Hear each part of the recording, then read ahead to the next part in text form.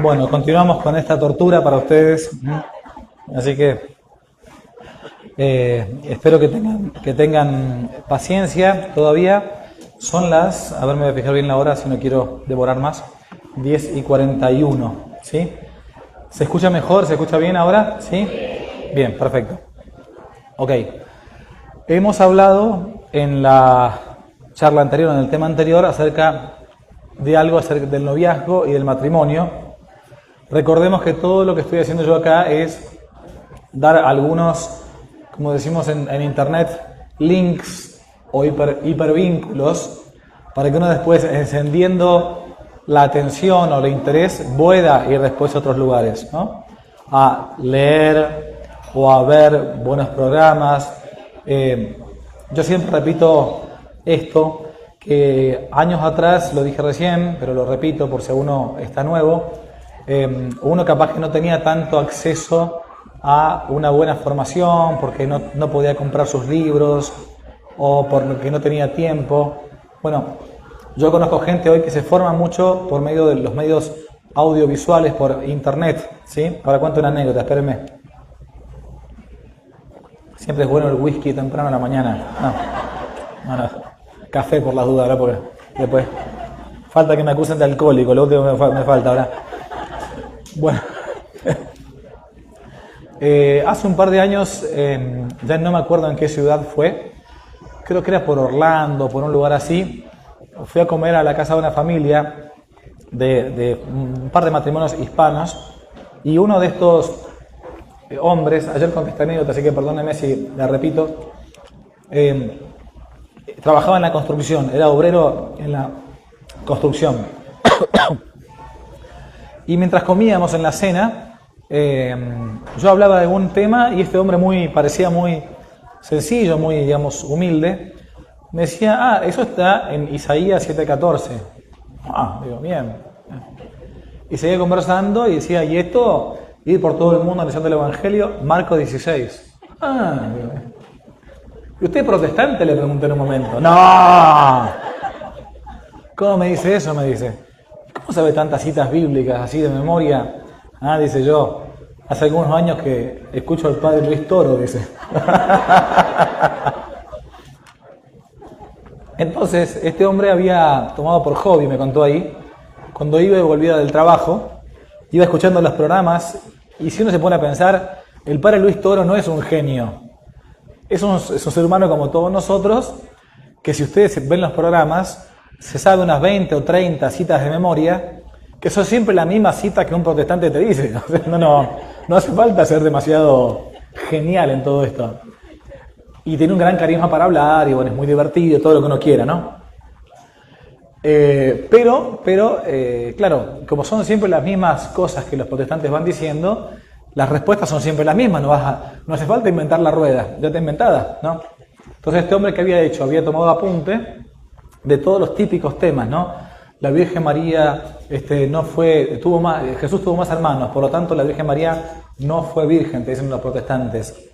Pero entonces, ¿cómo se narra en San Pablo que Cristo, cuando subió a los cielos, fue visto por más de 500 hermanos a la vez? ¿Qué significa? Que tuvo 500 hijos, imposible, no dan los números. Entonces ahí uno deduce que cuando se habla de hermanos en la Biblia, no son hermanos de sangre, son simplemente parientes o cercanos, ¿ok? Bien, pero así como esto hay miles, porque son siempre las mismas críticas. Bueno, lo que pasa es que este hombre que trabajaba en la construcción se divertía yendo al trabajo y volviendo al trabajo, escuchando esas charlas y tomando apunte. Y después se divertía todavía mucho más cuando iba a la construcción y se encontraba con algún evangélico, ¿no? Y los desafiaba y los tipos no sabían qué responder. Bueno, pero ¿por qué pongo este ejemplo? Porque él no tuvo ni siquiera, apenas tuvo colegio primario. No pudo estudiar más porque así fue la vida. Pero se preocupó por su propia formación católica, al menos en ese ámbito de la apologética. Y él, en su propio espacio de trabajo y todo, hacía apostolado católico. ¿Ok? ¿Y cómo se formó? Y se formó por buenos podcasts, o por buenos vídeos, o por buenos audios, que hoy abundan. Lo que hay que tener cuidado es dónde uno va a escuchar o dónde uno va a ver las cosas. porque hay de todo como en un bazar, dicen, ¿no? Entonces hay que buscar cosas serias y cosas que apunten acá arriba. Si ustedes algún día me ven que yo me pongo para buscar más followers, ven que me pongo a bailar despacito acá con la sotana, peguen un tiro en la cabeza. ¿Ah? Porque yo estoy buscando no seguidores, estoy buscando militantes. ¿Ok? Estoy buscando gente que se quiere ir al cielo. Estoy buscando no que gente que siga a uno, sino que siga a Jesucristo.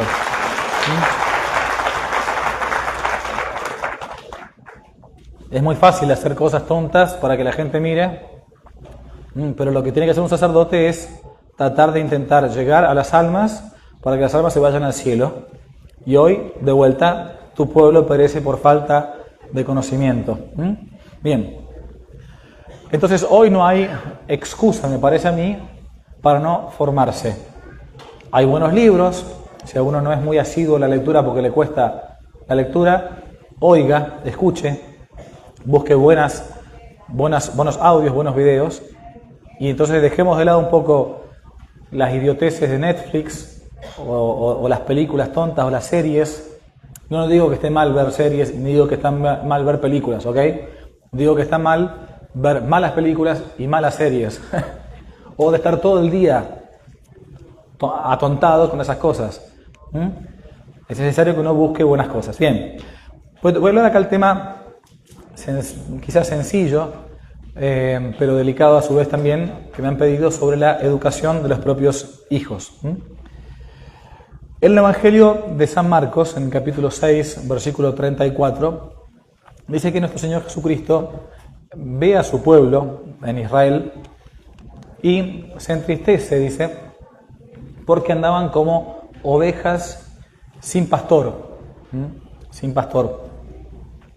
Y si bien el Evangelio se aplica directamente al pastor por excelencia, el pastor de las ovejas, que es ni más ni menos que nuestro Señor Jesucristo, o también se aplica al obispo, al sacerdote, en cuanto a pastores de una grey que deben apacentarla, no por una ganancia propia, sino en bien en pos de las almas. También uno podría deducir del Evangelio, que recién escuchamos esta frase de Cristo, revuelta Marcos 6, que eso de ovejas sin pastor, también hoy uno lo puede ver en la sociedad en la que vivimos, una sociedad o post-cristiana o anticristiana, en muchas familias. Y esto lo digo porque uno ve a veces, si ustedes quieren darse cuenta cómo es cómo es un matrimonio, a mí que me ha tocado siempre estar en colegios, uno ve a los niños y rápidamente, a ver, ¿alguno de ustedes es docente, es maestra o algo así? ¿No ha tocado nunca ser maestra? Bueno, hay una maestra o catequista o qué sé yo. Bueno, cuando uno ve a los niños, uno rápidamente, después de un par de minutos, se da cuenta cómo son sus papás. Y cuando el ojo clínico, que se te va haciendo más, uno va envejeciendo, es más fácil. Uno rápidamente, cuando ve un niño, se da cuenta cómo son sus padres. Si es un niño que obedece o no obedece, si es caprichoso o no es caprichoso, si es altanero o no es altanero, si es apocado o si es extrovertido. Bueno, es verdad que mucho va de nuestro temperamento, nuestro modo de ser natural, pero mucho de todo esto se va adquiriendo por la educación o por la deseducación o por la mala educación, ¿ok? Por eso que también los niños, los hijos, a veces hoy uno puede verlos como ovejas sin pastor. Y oveja sin pastor está a merced del lobo. A merced del lobo, porque si nadie lo cuida, bien. Por eso acá voy a empezar con una expresión que quizás pueda ser dura, pero yo a veces veo que hay papás que aún sin mala voluntad, en vez de ser pastores de sus hijos, son lobos de sus hijos. Lobos. Y sobre todo hay que tener en cuenta esto para los que ya están casados o para los que van a casarse o para los que ya son abuelos, porque hay verdades que por dejar de ser predicadas se terminan por olvidar. En el tema anterior yo les decía a ustedes que intentemos educar a los hijos como fueron nuestros abuelos educados o como nuestros abuelos educaron a sus propios papás o mamás. Pero alguien podría plantearme como objeción, padre, ¿usted qué va a hablar de hijos? Si usted no tiene hijos. Lo mismo habría que preguntarle a un médico ginecólogo. ¿Usted qué va a hablarme de embarazo si usted es hombre? ¿Sí o no? ¿Cuántas veces ustedes han escuchado? Pero el cura que tiene que meterse con el tema del matrimonio si el cura no se casa. Pero escúchame una cosa, cuando uno tiene cáncer, ¿cómo se llama el médico del cáncer, que cuida el cáncer? Oncólogo. Y yo cuando voy al oncólogo, si tengo cáncer, le digo, mire doctor, antes de empezar quiero hacer una cosa, ¿usted tiene cáncer o no? O si no, usted no me puede atender a mí. ¿O usted tuvo cáncer alguna vez? ¿O usted qué sabe qué es la quimioterapia? ¿Cómo me va a curar a mí? ¿Bien? Bueno, fíjese qué rápido uno rompe estas objeciones que son de sentido común, ¿no? Pero que muchas veces se nos dice, pero a ver, ¿qué tiene que meterse la iglesia en este tema si la iglesia, escúchame, la iglesia no tiene 40 y, yo estoy por cumplir en la semana que viene o 2 semanas 47 años. La iglesia no tiene 47 años, tiene 2000 años. 2000 años tiene la iglesia. Entonces no habla, el sacerdote cuando habla con la doctrina de la iglesia de siempre, no habla por sí mismo. Uno transmite, o debe transmitir al sacerdote en este caso, lo que cree la iglesia, lo que ha sostenido la iglesia, lo que ha edificado la iglesia por sus grandes teólogos, sus grandes santos. Bien, la iglesia no nació ayer y por eso habla con toda autoridad y con toda la experiencia, porque como se decía el Papa Juan XXIII, la iglesia es mater et magistra. La iglesia es madre y es maestra. Mater et magistra.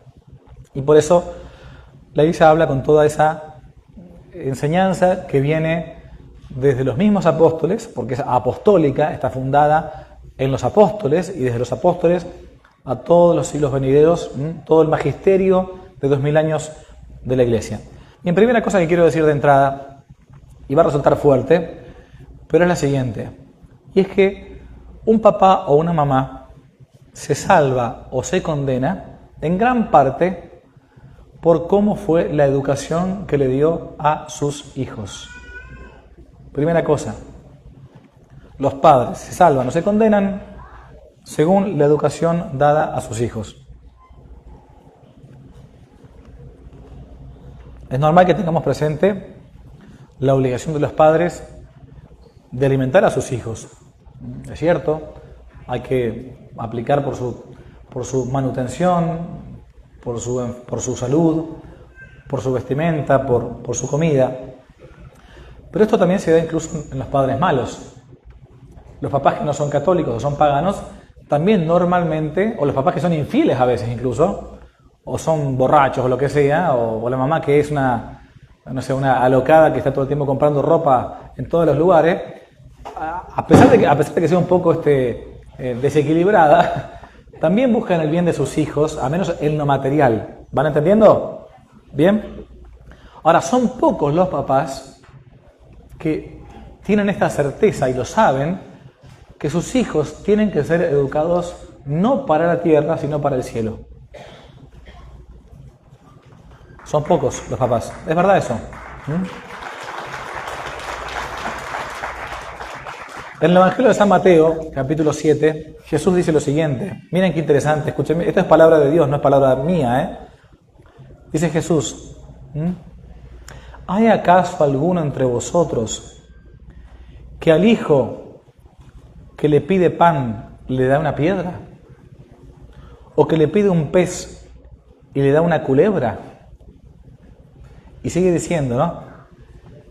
Si vosotros que sois malos, dice Jesús, saben dar lo bueno a sus hijos, ¿cuánto más vuestro Padre que está en el cielo se ocupará de ustedes? ¿Entienden? O sea, él pone justamente este ejemplo. Si alguien que incluso es malo, digamos, cuando tu hijo te pide que le des de comer pan, ¿cómo le vas a dar una piedra? No. O si te pide dar de comer un pez, ¿le das una serpiente? No. Si aún los padres malos saben darle cosas buenas en lo material a sus hijos, bueno, mucho más el Padre, por antonomasia, que está en los cielos, sabe lo que necesitamos nosotros. Entonces acá, a partir de esto, quiero hablar un poco. esta no es la obligación más importante, dar de comer a los hijos. Porque el ser humano, entre los animales, es distinto del resto de los animales. Somos animales racionales. Lo específico del hombre es su racionalidad. Por eso uno, cuanto más actúa conforme a su naturaleza racional, más hombre es. Voy de vuelta. Cuanto uno más, no digo que sea más culto ni más inteligente, ojo, cuanto uno más usa lo más alto, y esto quiero que quede centrado, cuanto más uno use la cabeza, más hombre o más mujer es. Y en cuanto uno use más la sensibilidad que compartimos con el resto de los animales, nos pegan y nos duele, nos dan de comer y estamos satisfechos. Cuanto más nos basemos en nuestra sensibilidad, menos hombres somos. Porque, vamos de vuelta, si el hombre es animal racional, cuanto más yo me deje guiar por mi inteligencia, más ser humano soy y mejor soy.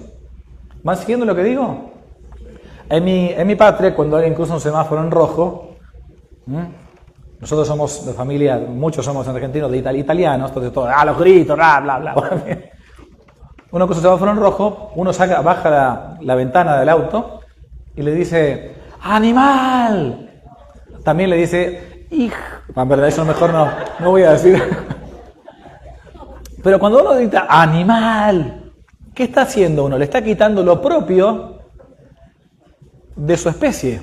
Le quito la racionalidad. Es decir, actuaste como una bestia, actuaste como un animal, cruzaste un semáforo en rojo cuando venían todos los carros en verde, ¿no? Y pudiste provocar un accidente. Le quitamos lo propio del ser humano, que es su inteligencia. Por eso tenemos que ser católicos, que usemos la cabeza, que apuntemos acá arriba. Porque si solamente apuntamos a la sensibilidad, a lo sensible, aún digo esto incluso para el ámbito de la liturgia o la oración. Si yo voy a una misa, todo el tiempo la misa es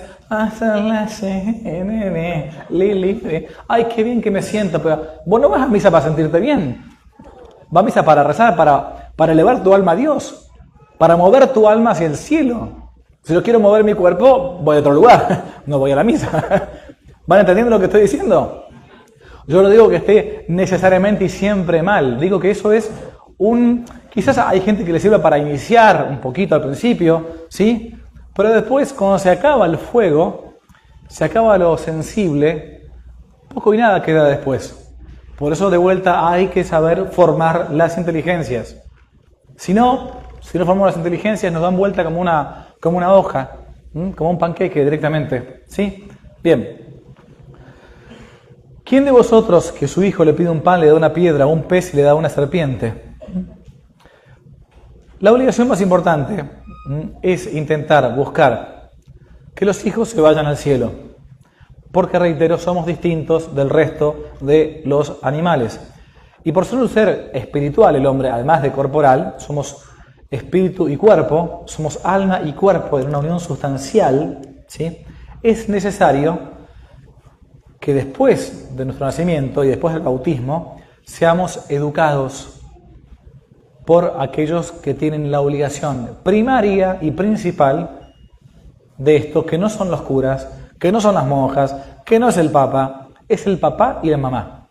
Los primeros educadores de los hijos son sus propios padres. No es el colegio, no es el cura, no es el papa, son los que lo trajeron al mundo, son los culpables, entre comillas, de haberlo traído a este mundo, a este valle de lágrimas, como decimos en la salve, ¿sí? Bien. Y el hijo, o los hijos, no son propiedad de los padres. Un hijo no es mi propiedad. Es una criatura de Dios que usó de mi intermediación para que venga a este mundo. Nada más. Los hijos no son dueños de los padres no son dueños de los hijos. Son administradores de la vida de sus hijos. Y si uno es un administrador, debe dar cuenta de esa administración. Por eso vuelvo a este principio. Los padres se salvan o se condenan en gran parte, no solamente, pero en gran parte, por cómo fueron como educadores respecto de sus hijos. Si después el hijo salió un Pablo Escobar Gaviria, bueno, problema de mi hijo. Pero si la mamá del padre de Pablo Escobar Gaviria fue una buena mujer cristiana e intentó educarlo bien, y este muchacho después se desbandó, digamos, bueno, listo, es la libertad de este hombre. Pero lo que va de parte de uno es que tengo que intentar educarlo para que eso después para que eso no pase, ¿sí? Los padres entonces son administradores. San Juan Crisóstomo, un padre de la iglesia del siglo IV, V, decía lo siguiente: miremos a los hijos como un depósito precioso y velemos por ellos con toda la solicitud posible. Es un depósito. Si yo voy al banco, voy acá al Wells Fargo, deposito para que me dé un poco de interés, no sé, $1.000. El dinero no es del banco, es mío. Yo lo dejé en depósito y por lo tanto yo puedo demandar a ese banco si después no me devuelve lo que se comprometió a devolverme. Por eso los hijos no son propiedad de los padres. Son meramente un depósito que indignamente, de parte nuestra, Dios les dio a algunos. Le digo más. El papá y mamá, cuando se casan, o esposo y esposa cuando se casan, no es que tengan derecho a tener hijos a toda costa, a lo que dé lugar. Tienen derecho, como esposos católicos, a poner los medios para que, si Dios quiere, engendre vida. ¿Voy de vuelta? Hombre y mujer no tienen el derecho de tener hijos, aun como se casaron por la iglesia. Tienen el derecho de poner los medios, es decir, de unirse conyugalmente en el lecho, para que, si Dios quiere, envíe vida. Pero puede ser que Dios no le envíe. Miren, ¿saben lo que pasa hoy en día? Muy gracioso. Dice San Agustín que caído de Dios, caído de ti mismo. ¿Qué pasa hoy en día? Muchas mujeres no se quieren casar, o varones no se quieren casar, o quieren vivir la vida loca, ¿no? Hasta los 50 años. Entonces, ¿qué pasa? Dice, no, vamos a hacer una cosa. Como yo no quiero casarme porque quiero estar siempre hermosa y como cuerpo bello, ¿no? Voy a congelar los óvulos. ¿Alguna vez escucharon esto o nunca? Bien. Lo voy a congelar para cuando yo después quiera ser mamá, entonces pueda hacerlo. Bien, entonces ya comenzamos con un problema grave, que comenzamos con la manipulación genética. Congelamos los óvulos. Y después, cuando yo soy grande, como no me da más el útero, ¿no? Justo conseguí a un hombre con plata, con dinero, que va a poder pararme para toda la cosecha el día de mañana. Entonces, bueno, vamos a tener un hijo, perfecto, ¿cómo no? Pero mi útero está muy mal, ya estoy muy vieja. ¿Qué hacemos? Alquilamos un útero. Entonces buscamos a mujeres pobres, pues así, para alquilar un útero.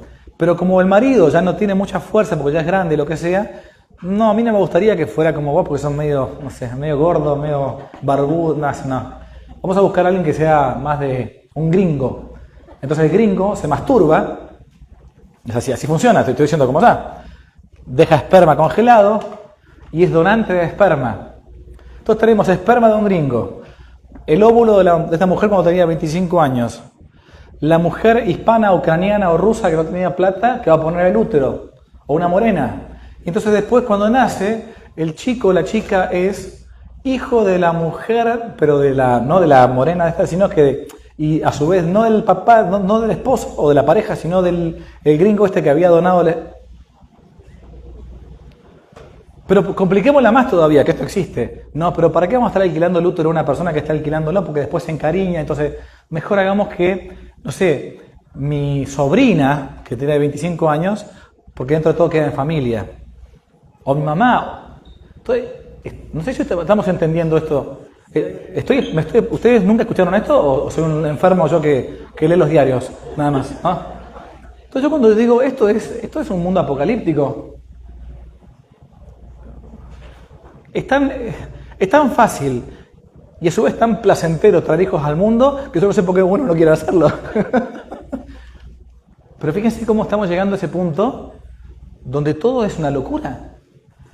Porque el mundo moderno no solamente que perdió la fe, al caerse de Dios, se cae de sí mismo. O sea, pierde el sentido común de las cosas. Levanta la mano el que tiene 50 años o para arriba. Bien, bajen, mejor no digan nada, no. Vamos a hacer una cirugía para bajar las edades. No, pero a la pregunta que les voy a decir es esta. Yo estoy por llegar en un par de años a los 50. Estamos en la misma. Cuando yo era chico, cuando ustedes eran chicos, a mí nunca se me hubiese ocurrido todo esto que les conté recién. Y si uno quisiera complicarlo más, en vez de que me casé con uno, me junté con un varón, una mujer con un varón, no, dos varones se juntan uno con otro. O dos mujeres o una con otra mujer. Y como no pueden tener familia, bueno, entonces ¿qué hacen? Recurran a todo esto. Entonces son dos mujeres, dos varones. Miren, digo, hay que poner negro sobre blanco, porque si no a veces uno no razonamos. Estamos viviendo en un psiquiátrico a puertas abiertas. Eso es el mundo moderno. Es un psiquiátrico a puertas abiertas. Que a su vez los locos somos nosotros. O nos acusan a nosotros de que queremos decir que 2 más 2 es 4. Y que el agua moja y el fuego quema. Repitan conmigo, el agua moja y el fuego quema. Es eso, no se dejen engañar, por favor. No pierdan el sentido común. Aunque les digan, hispano bruto, chicano bruto, ustedes no son... No, los brutos son estos. Son ignorantes. Son gente que no se deja llegar por la cabeza. Miren, yo tengo 2 doctorados, 2 PhD, como llaman acá, en Gringolandia, ¿ok? 2. A mí eso no me sirve de nada si yo pierdo el sentido común. ¿De qué sirve? ¿De qué sirve yo tener 2 PhD si yo no hablo claramente con ustedes? Y ustedes no me entienden y les uso palabras muy difíciles. No sirve de nada eso. Es como si hablara en lenguas, entre comillas, inventadas por mí. ¿Entienden? No dejen que les roban el sentido común. Los padres son depositarios, no dueños de los hijos. El hijo es un depósito del cual los papás van a tener que dar cuenta. Si fueran propiedad de los padres, entonces podrían ustedes hacer con los hijos lo que quisiesen. Pero como Jesús dice, ¿qué tienes que no hayas recibido? Y si lo has recibido, ¿por qué te comportas como si no lo hubieses recibido? Todo es don de Dios. Todo es don de Dios. Y cuando uno se muera no se va a llevar nada, ¿eh? En los cementerios somos todos iguales. Después de un par de semanas, un par de meses, uno mira un esqueleto y no sabe ni si era varón, si era mujer, si era rico, si era pobre, si era mexicano o tenía la green card. La muerte a todos nos iguala, ¿eh? A todos. Por eso, como la parábola de los talentos, uno va a tener que después dar cuenta de ese talento que Dios le dio, que puede ser desde virtudes, dones naturales o dones sobrenaturales, y también de los hijos. ¿Cuáles son las consecuencias de una buena o de una mala educación? Dice la Biblia, la Escritura, que como los hijos serán, los padres son. O sea, los hijos serán lo que los papás han sido, o al menos han intentado educar. Porque cuando el papá vive como Dios manda, van a recaer sobre él, su esposa, ¿no? Grandes bendiciones. ¿Y dónde está eso? Deuteronomio 12:25. Siempre será el hijo según el padre y recibirán de él la bendición. Mateo 12:33, decimos nosotros con Jesucristo nuestro Señor, por el fruto se conoce el árbol. Un árbol malo no puede dar frutos buenos y un árbol bueno no puede dar frutos malos. Por eso, veamos el fruto y veremos el árbol. Cuando un padre o una madre de familia mueran, Dios les va a preguntar cómo han sido con la educación de sus hijos. Orígenes, un padre de la iglesia, dice que los padres darán cuenta en el día del juicio incluso de los pecados de sus hijos, si es que esos pecados son imputables a mi mala educación. Reitero el ejemplo de la mamá de Pablo Escobar.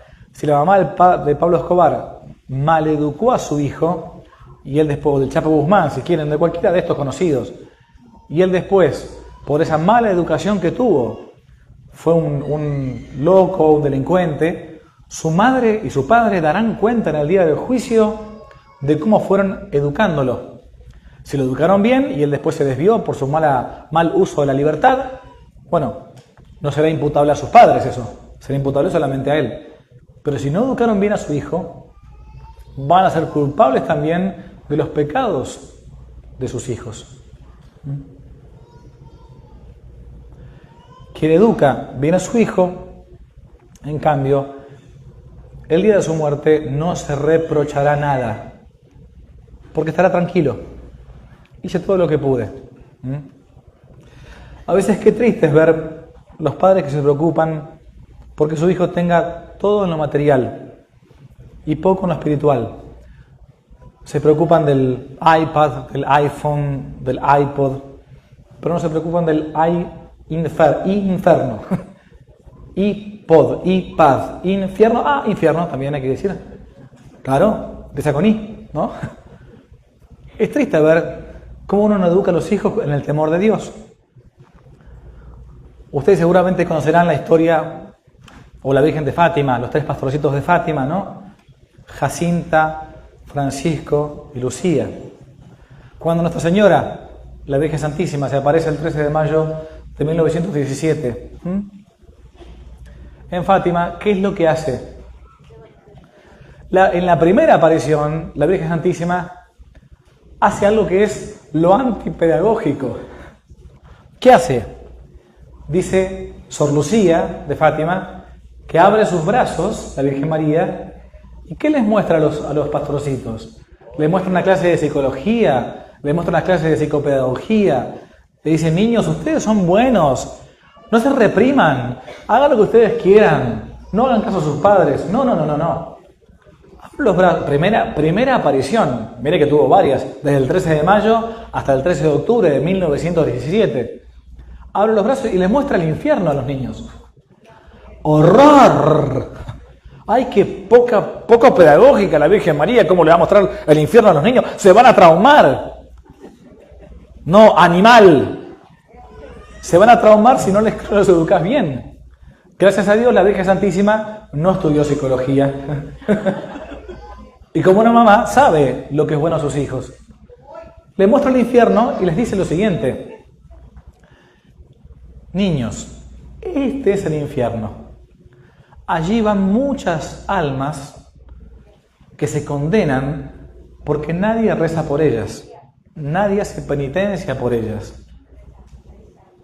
Les muestra el infierno. Una madre tiene que enseñarle desde pequeño a amar el bien y a rechazar el mal. Y hay que repetir y repetir y repetir y repetir y repetir. Ese es el oficio de un padre. Con mucha paciencia, es la más importante de las virtudes en la educación de los hijos. Es la más importante de las virtudes en la educación de los jóvenes. ¿Ustedes saben quién fue San Juan Bosco? Don Bosco, ¿les suena? Don Bosco fue el gran santo fundador de los padres salesianos, gran educador, el patrono de los educadores. ¿Saben cómo se llama la congregación que fundó San Juan Bosco? Salesianos. ¿Saben por qué Don Bosco puso padres salesianos a su congregación de curas? ¿Saben por qué? Por San Francisco de Sales. San Francisco de Sales fue un obispo de Suiza que es conocido como el santo de la dulzura, el santo de la mansedumbre, porque Don Bosco decía, para trabajar con los niños, para trabajar con los jóvenes, la más importante de las virtudes de un educador es la mansedumbre, la dulzura en el trato.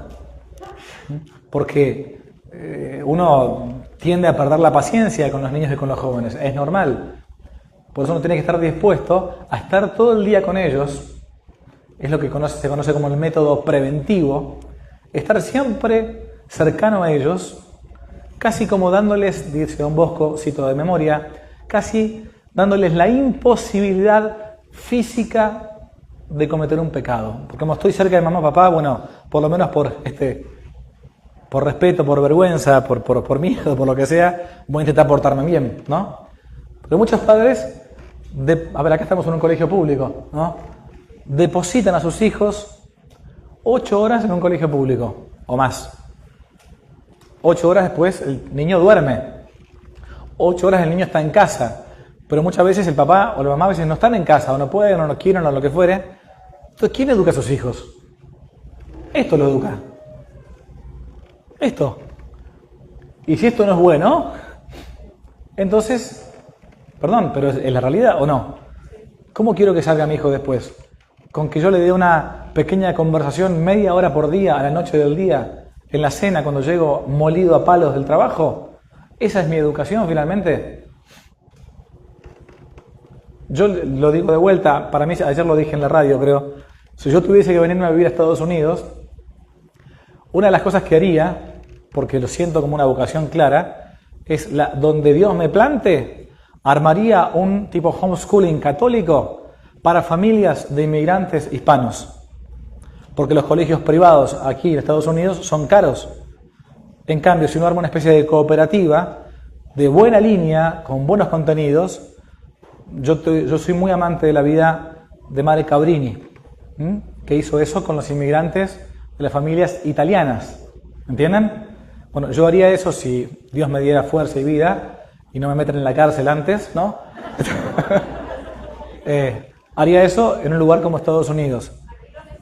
Bueno, yo encantado lo haría, sinceramente lo digo.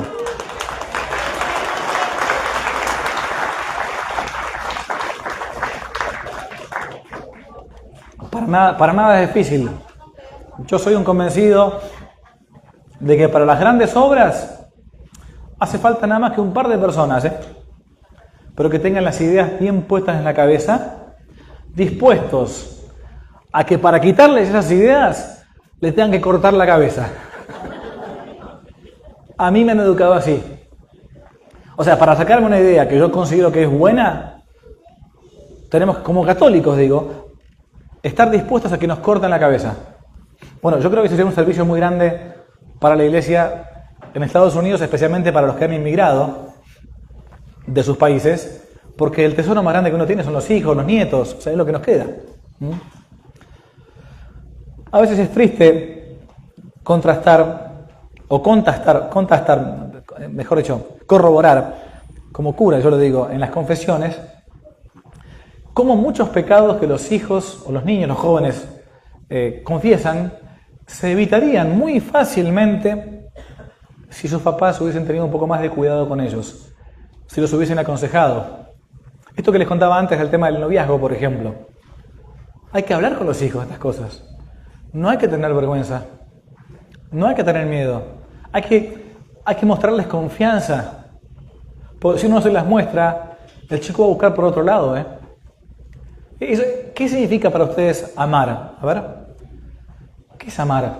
Amar es buscar el bien para el otro. Eso es el amor. Amar es que el otro consiga el bien más grande. Eso es el amor. Es el bien del otro. Buscar el bien para el otro. Y como el amor es ordenado, hay un ordo caritatis, hay un orden en la caridad. El primer amor tiene que ser en la casa. Buscar el bien de mis hijos, buscar el bien de mi esposa, de mi esposo. Esa es tu gran misión. Tenían mucha razón los espartanos. Los espartanos, este pueblo antiguo, pagano, no eran cristianos, ¿no? Antes de Cristo, en la Grecia antigua, que cuando un joven cometió un delito o hacía un mal público, los espartanos no solamente castigaban al que cometió el delito, al joven, sino que castigaban también a su padre, a su madre. ¿Por qué? Y esto no eran cristianos. Porque decían, si tu hijo fue así, es por tu culpa. Algunos padres dicen esta tontera que se dice ahora, no, pero hay que dejarlos que crezcan en libertad. ¿No? ¿Cuántas veces escuchamos esa idiotez? ¿No? No. Los niños son buenos, lo que pasa es que la sociedad los corrompe. ¿Saben quién dijo esa estupidez? Un filósofo ginebrino de Suiza llamado Rousseau. Juan Jacobo Rousseau, Jean-Jacques Rousseau. El hombre es bueno, dice Rousseau, pero la sociedad lo corrompe. Y no es así. Uno comprueba desde pequeñito que los niños tienen sus, a veces, malas inclinaciones. Tendrán temperamentos distintos. Algunos son más calmos, otros son más inquietos, otros son más obedientes, otros son más movedizos, más pícaros, decimos. El hombre no es bueno por naturaleza. El hombre nace con el pecado original. Esto es lo que dice justamente lo contrario a lo que enseña la Iglesia. Por eso los bautizamos y por eso los educamos. Pero hay toda una corriente hoy en día de psicopedagogía moderna que dice a los niños hay que dejarlos que sean libres, hay que dejarlos que se expresen como quieran, hay que dejarlos que rompan todo. ¿Saben qué son? Son psicópatas. Son psicópatas con un título universitario. Son ideólogos, no son realistas. La realidad no es así. Yo a un hijo no le pongo límites. No estoy diciendo con esto, ojo, que uno tiene que ser un tirano, que tiene que estar todo el tiempo... No estoy diciendo eso. Pero estoy diciendo que si uno no pone límites, todo lo que es ilimitado en ese ámbito, en lo material, es imperfecto. Los límites nos ayudan a vivir. El límite de mi casa, de mi propiedad, ayuda a que yo no le robe el terreno al vecino y que el vecino no me lo robe a mí. El límite dentro del matrimonio, de la fidelidad también. Mira, hasta acá puedes mirar, hasta acá no puedes mirar. Soy tuya, sos mío, punto. Lo limitado es bueno, no es malo, ¿no? El ámbito de la materia es así. Con la educación es lo mismo. Yo no puedo tener hijos sin ponerle límites. Estoy educando un tirano. Estoy educando un Maduro, un Chávez, un Fidel Castro. ¿En serio? Porque el día de mañana no se van a aguantar ni una frustración.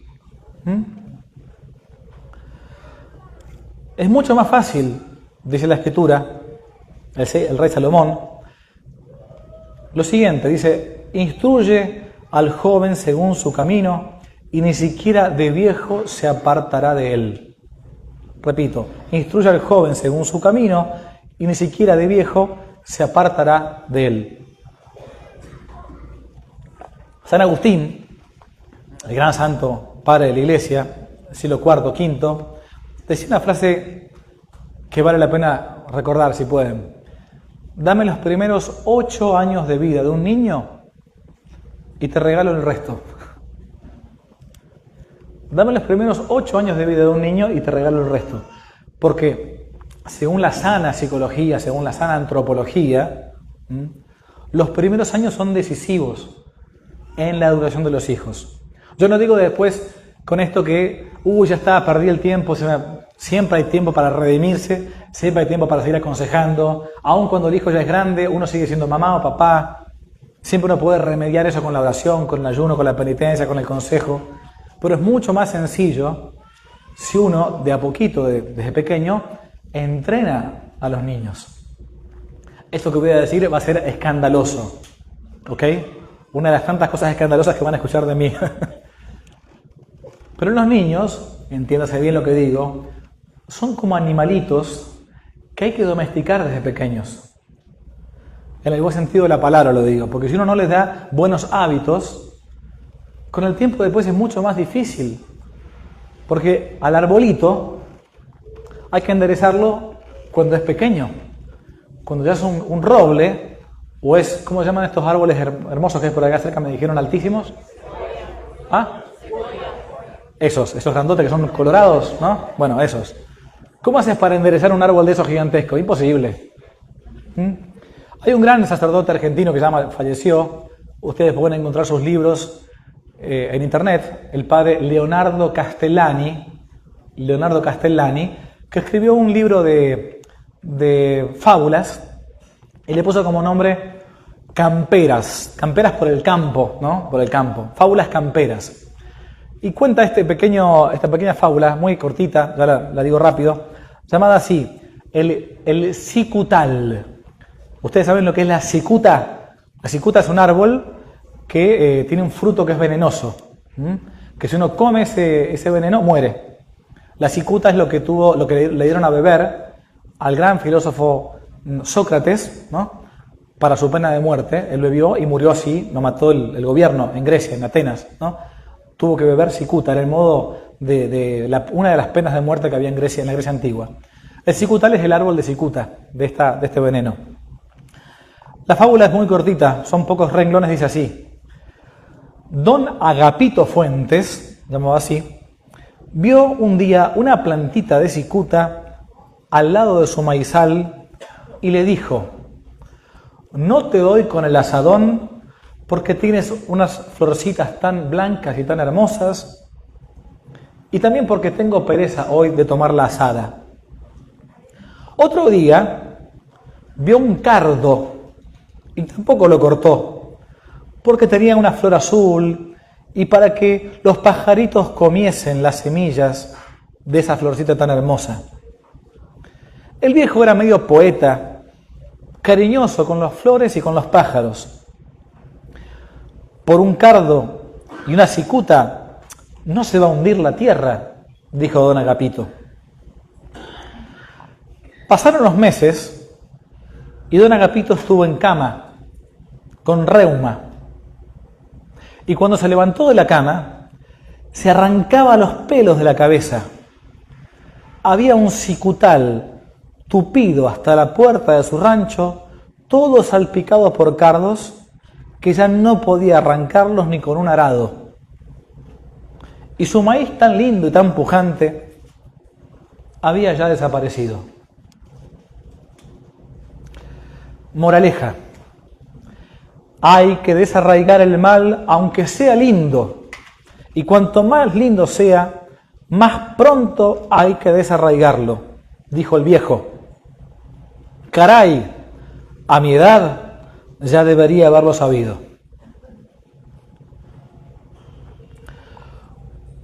Cuanto más pequeño y más rápido uno puede quitar los males en todos los ámbitos, mejor. No hay salidas diplomáticas para los males. Si una persona está casada, pongo otro ejemplo, y resulta que en el trabajo, voy a poner el ejemplo de un varón para que no se crea que soy tan machista, ¿no? El varón en el trabajo se encuentra con una mujer que pobre. Su esposo la dejó. Y ella está muy triste. Entonces el varón dice: yo voy a hacer apostolado con ella. Pobre mujer, se quedó sola. No, mi intención es muy buena. Mire, bueno, vamos a tomar un café y vamos a platicar. Y deme su mano, bueno, sí, no se sienta tan mal. Dios es bueno, Dios la va a consolar. Y entonces, tanto va el cántaro a la fuente que al final se rompe. Dice el refrán. No hay salidas diplomáticas para los pecados. Al mal hay que intentar desarraigarlo cuanto antes. Me doy cuenta que en esto estoy mal, rápido. No. Y me doy cuenta que mis hijos, en esto están, hay un tiempo para todo, dice la Escritura, ¿no? Hay un tiempo para reír, un tiempo para llorar, un tiempo para dormir, un tiempo para trabajar, un tiempo para estar triste, otro para estar alegre. Hay un tiempo para educar, hay un tiempo ya donde no se puede más educar. Por eso nuestra santidad se da en el momento, ahora, en el hoy. ¿Cómo es el modo de educar bien a los hijos? Hay que formar a Cristo en sus propias almas. En primer lugar, educarlos en el temor de Dios. Así dice la Escritura. El inicio de la sabiduría es el temor de Dios. No un temor puramente servil, porque te vas a ir al infierno, sino. Ese puede ser el inicio, pero no todavía es un amor imperfecto, un temor imperfecto. Hay que buscar ese temor que es filial, ese temor en el cual uno no quiere ofender a su papá o a su mamá, no porque su papá o su mamá después lo van a retar, lo van a castigar, no, porque es mi papá, porque es mi mamá. Yo no quiero ofender a Dios porque es tu papá. Dios es mi mamá, la Virgen es mi papá, la Virgen es mi mamá. Yo no quiero ofenderlas porque son mis padres ellos. El temor de Dios. Hay que hablarles del cielo. El cielo que nos espera si somos fieles. Tenemos que hablar del cielo, que es la recompensa de esta vida. Pero también hay que hablar del infierno, que existe y que no se extinguió, que no está apagado. ¿Ustedes alguna vez escucharon a algún cura que les dijo, no, el infierno no existe? ¿Sí? Bien. ¿Sí o no? Bien. Pregúntale a ese cura, ¿dónde se fue Hitler? ¿Al cielo? Claro, seguramente, porque si el infierno no existe. ¿Dónde se fue Mussolini? ¿Dónde se fue Stalin? ¿Dónde se fue Fidel Castro? Si el infierno no existe, pregunto yo, usemos la cabeza de vuelta. ¡Cabeza! ¿Qué sentido tiene ser bueno o malo? Padre, ¿usted cree que el infierno no existe? Sí, no, el infierno no existe, es un mito de la Edad Media. De la Edad Media. Ah, sí. Y si yo ahora a usted le pongo una pistola en la cabeza y le parto le pongo un corchazo acá y ¿dónde me voy? Y si el infierno no existe. Si el infierno no existe, ¿por qué yo voy a tener que poner a usted dinero en la colecta, acá en la canastita, ¿no? En la misa? ¿Para qué? Si el infierno no existe, y el cielo tampoco existe, o el cielo es para todos, el bien y el mal tampoco existen. ¿Entienden esto o no? Entonces, cuando alguien le diga eso, hay que hacerle medio, mire, padre, usted parece que está un poco desubicado, porque la Biblia habla del infierno, el catecismo habla del infierno, toda la iglesia en 2000 años hablaron del infierno. No es que yo sea un enfermo con este tema, pero Jesucristo habló muchas veces a lo largo de su vida pública del cielo y del infierno, de las dos cosas. Entonces yo a mi hijo, ¿de qué le voy a hablar nada más? No, todos nos vamos al cielo. Y si te desobedezco también, y si hago lo que quiero con mi vida también, usemos la cabeza, muchachos. Por favor. Hay un premio y hay un castigo. Y uno tiene que buscar el cielo. Y para buscar el cielo hay que de a poquito, desde pequeños, educar a los hijos, buscar lo mejor de ellos. Los pedagogos modernos están en contra de todo esto. La Sagrada Escritura dice lo contrario. Si los padres odiasen e hicieran odiar el pecado, digo yo, si los padres odiasen y hicieran odiar el pecado, tendríamos rápidamente santos. Tenemos rápidamente vocaciones sacerdotales, religiosas. Tenemos mártires. Los hijos de aquellos que nacieron en México a principios de 1900 educaron una generación heroica que cuando fue la época de la cristiada, en la que el gobierno de ese masón, que fue Plutarco Elías Calles, quiso dominar la iglesia, cerrar los templos, la mayoría de los antepasados de todos ustedes estaban dispuestos a defender su fe a costa de su propia vida. ¿Por qué? ¿Porque eran genios? ¿Porque tenían una sangre distinta? No, eran como nosotros. Carne, hueso, pelo, sangre. Tenían también pecados. Pero sabían que primero está Dios. Y después está el gobernante. Pero eso no fue por ósmosis que lo recibieron. Habían recibido una educación de sus papás, de sus abuelos. Muchos no habían ido ni siquiera a la escuela. Muchos eran analfabetos, no sabían ni leer ni escribir. Pero en la sangre de muchos de los inmigrantes que aquí dando vuelta, corre todavía esa sangre. No lo olviden. No lo olviden, por favor. Tal como fue la educación, será en gran parte los hijos. Le preguntaron cierta vez a Santa Teresita del Niño Jesús, antes de morir, ella muere casi a los 23 años, ¿no? Muy jovencita. por tuberculosis. Le preguntaron si cuántas veces había cometido un pecado mortal. Y ella respondió con esa frescura, ¿no?, que tenía Santa Teresita. No tengo conciencia de haber cometido un solo pecado mortal en mi vida. ¿Saben quiénes son o quiénes eran los papás de Santa Teresita? Dos papás, mamá y papá, santos en la iglesia, que tuvieron varias hijas, 5 o 6, no recuerdo bien ahora, que prácticamente todas fueron religiosas. Se preocuparon ellos de educar hijas para el cielo. Una de ellas es Santa Teresita.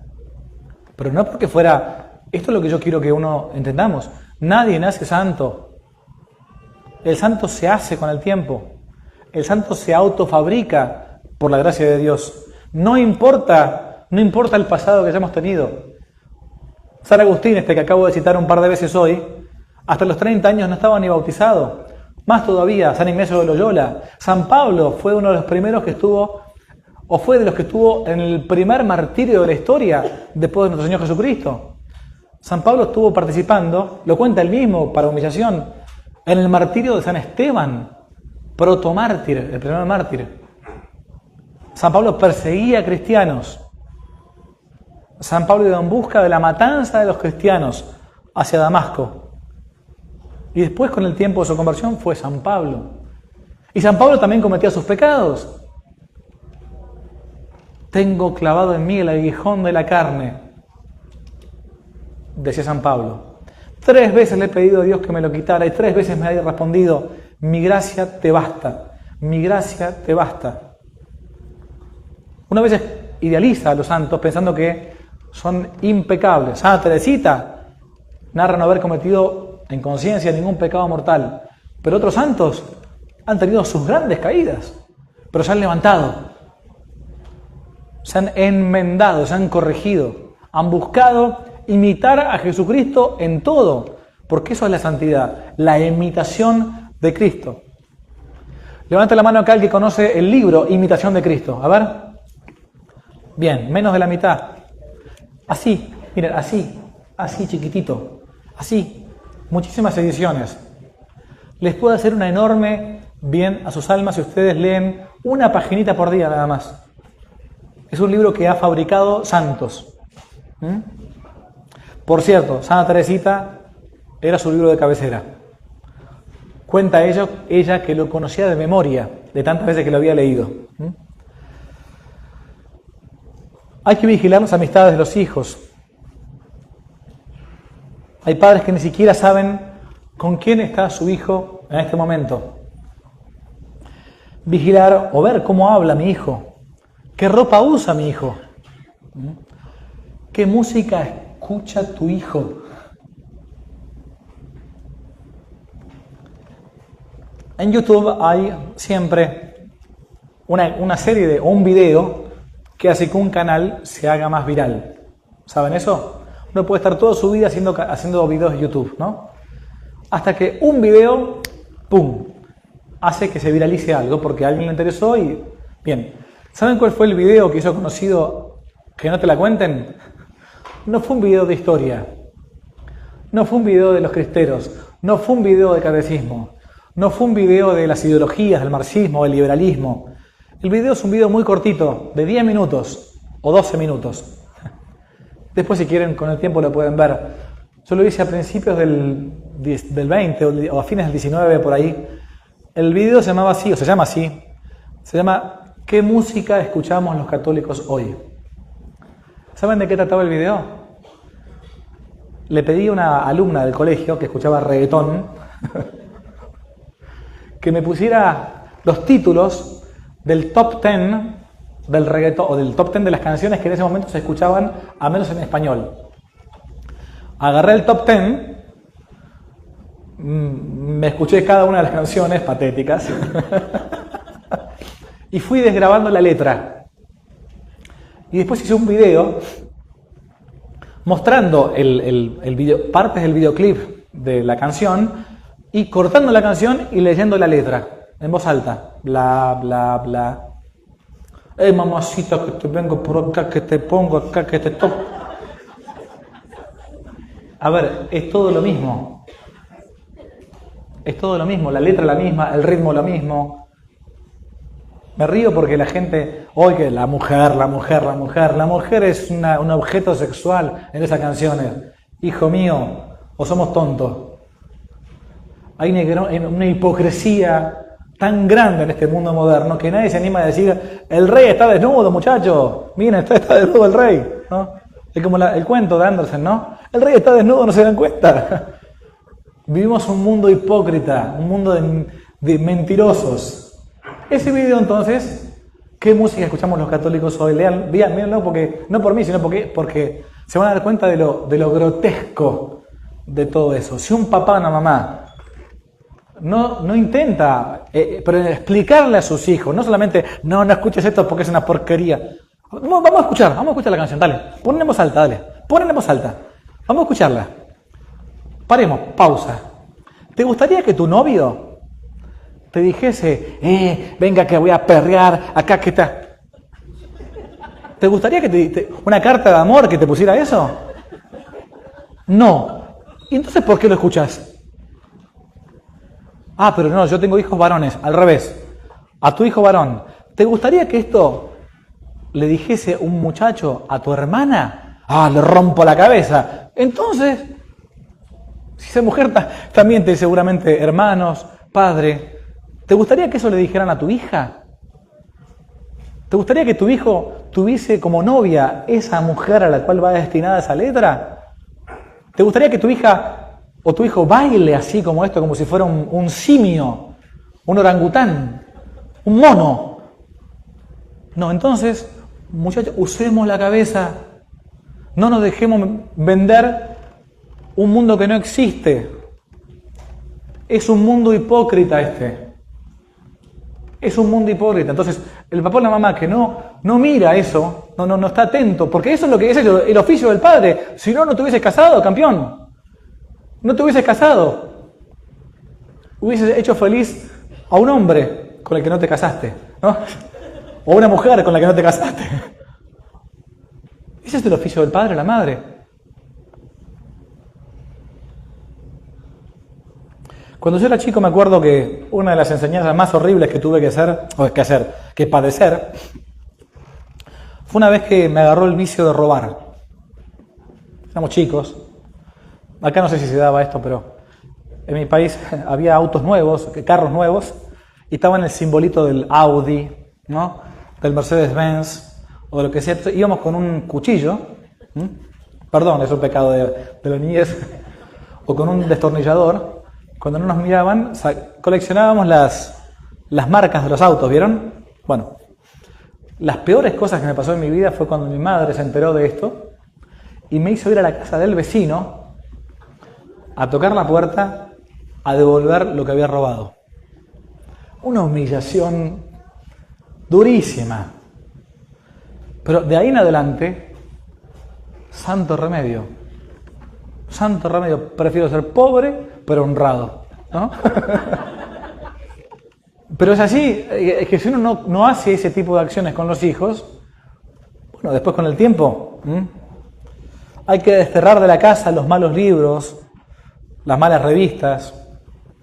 Hay que ver que los hijos no vean malos videos.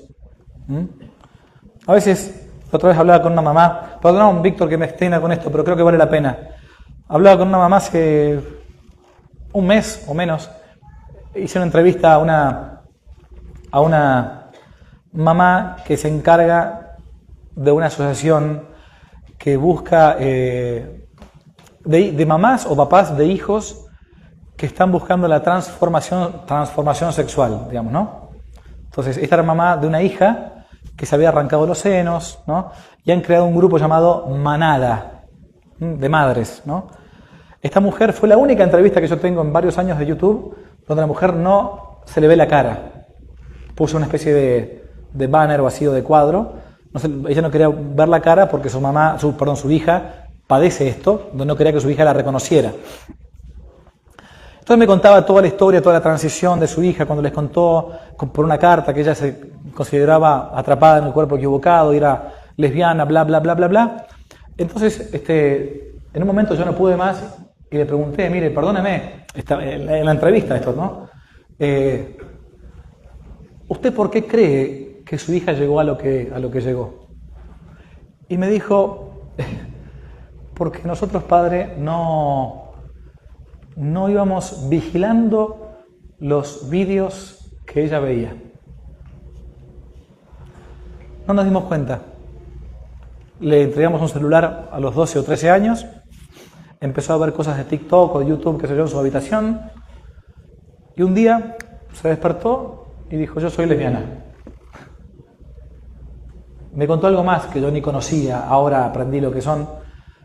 Dice, nos hacía comprar revistas de algo que se llaman, creo, no, capaz que estoy mal con la memoria, mangas o algo así, que son como dibujos, ¿cómo se llama? No mantras, algo medio chino, ¿no? Japoneses, bueno, da lo mismo, da igual. Pero como que son como dibujos de cómics o algo así, medio orientales, que tienen todo este contenido homosexualizante. Entonces, claro, se fue educando así. Y nosotros no nos dimos cuenta, trabajábamos, no nos damos cuenta de lo que veía, lo que escuchaba. Y un día para otro, bueno, ahora esta chica está en tratamiento, ¿no? Porque se da cuenta que no le gusta ser así y poquito a poco está volviendo de vuelta al redil. Hay que corregir a los hijos, hay que vigilarlos, hay que amarlos. San Alfonso María de Ligorio, un gran santo de la Iglesia, dice, si viesen a sus hijos caer en una piscina llena de agua y ellos no supiesen nadar, y la única parte del cuerpo por la que podrían sacarlo fueran los pelos, ¿acaso no lo sacarían de los pelos? O mejor dicho, dirían, no, de ahí no lo tocaré porque le dolerá mucho. No. Si tengo que sacarlo de la piscina de los pelos, aunque le duela, más me va a doler a mí, pero... Bien. No se puede, obviamente, en una pequeña charla, no en un sermón, dar una clase de pedagogía cristiana. Es imposible, ciertamente. De todos modos, no hay que olvidarse lo que dije al principio. Los padres son los pastores de sus propios hijos, ¿no? Son los pastores que han recibido ese rebaño en depósito y deben dar cuenta de esa administración. Qué hermoso va a ser el día de mañana, si Dios quiere, como se dice muchas veces en el matrimonio, en el sacramento del matrimonio, que cuando uno es fiel en el matrimonio y en la educación de sus hijos, en el cielo podrá ver a los hijos de sus hijos hasta la tercera y cuarta generación. Porque cuando uno está educando a un hijo, no solamente está educando a esa persona, sino que está educando a lo que va a venir después de él. Esa es la misión de un padre o una madre de familia, aunque vivamos en el siglo XXI. Muchas gracias por la paciencia.